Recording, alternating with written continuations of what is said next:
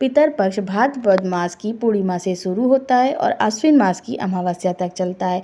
इसे सर्वपितृ अमावस्या भी कहते हैं। अधिक मास की वजह से इस साल सावन 2 महीने का है। इसकी वजह से सभी व्रत व त्योहार 12 से 15 दिन देरी से पड़ रहे हैं।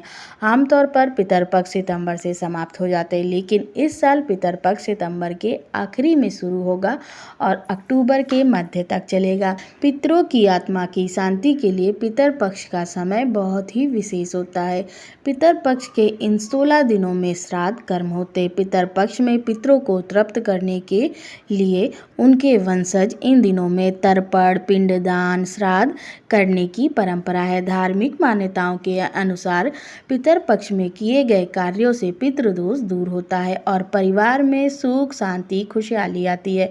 पितरपक्ष में वंशज अपने पूर्वजों की आत्मा की शांति के लिए धार्मिक कर्म करते हैं। आइए जानते हैं साल 2023 में पितरपक्ष कब प्रारंभ हो रहा है और यह कितने दिनों तक चलेगा तथा श्राद्ध की तिथियों के बारे में। इस बार पितरपक्ष की शुरुआत 29 सितंबर से हो रही है, जो 14 अक्टूबर 2023 को समाप्त होगी।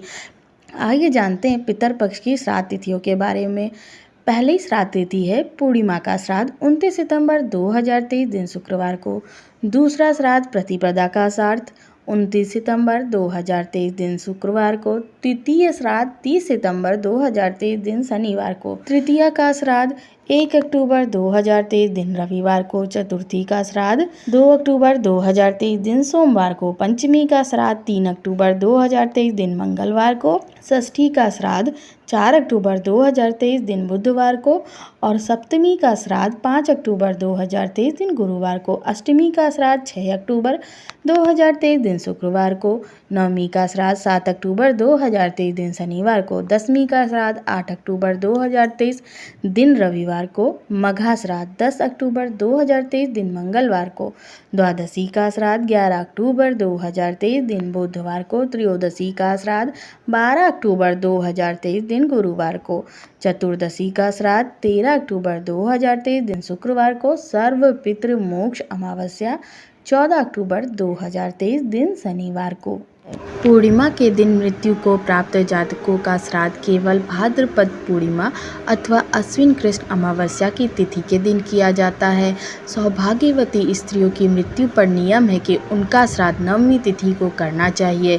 यदि माता की मृत्यु हो गई हो तो उनका श्राद्ध भी नवमी तिथि को करना चाहिए। जिन महिलाओं की मृत्यु की तिथि मालूम ना हो उनका श्राद्ध भी नवमी तिथि को कर सकते हैं।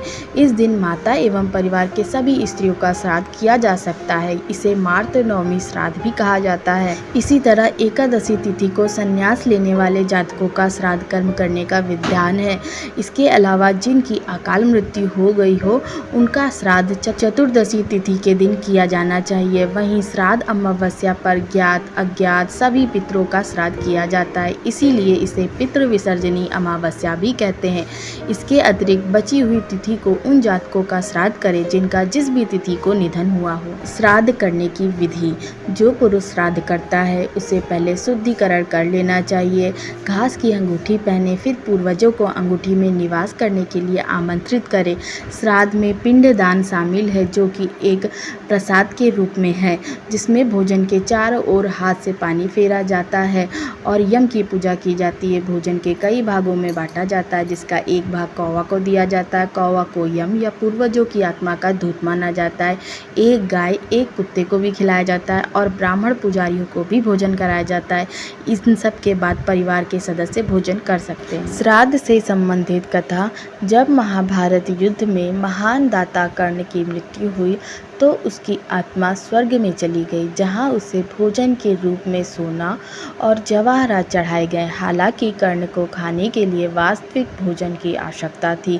स्वर्ग के स्वामी इंद्र से भोजन के रूप में सोने परोसने का कारण पूछा गया तो इंद्र ने कर्ण से कहा कि उसने जीवन भर सोना दान किया है, लेकिन श्राद्ध में अपने पूर्वजों को कभी भी भोजन का दान नहीं किया।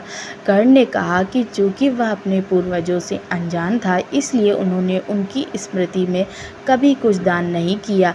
संशोधन करने के लिए कर्ण को 15 दिनों की अवधि के लिए पृथ्वी पर लौटने की अनुमति दी गई, ताकि वह श्राद्ध कर सके और उनकी स्मृति में भोजन और पानी दान कर सके। इस अवधि को अब पितृपक्ष के रूप में जाना जाता है। जय श्री कृष्ण।